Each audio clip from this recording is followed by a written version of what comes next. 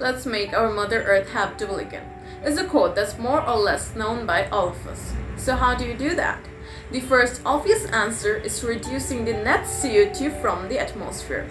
And for that to happen, the strategies that come to our minds are using renewable energy sources, planting trees, etc.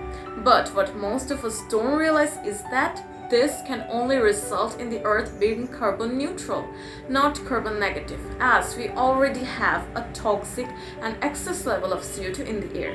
So this is where the role of restoration comes in. I, Sumaiya of Bangladesh, being an active climate leader under the program Youth Leaders for Climate Restoration, launched by the Foundation for Climate Restoration, have realized how much restoration matters in the present world. It is climate restoration that makes it possible to sequester CO2 out of the air, resulting in a healthy and balanced carbon level. With the help of it, we can dream of getting our healthy and habitable Earth back by the year 2050, or else we cannot but have to witness the slow destruction of our beautiful planet.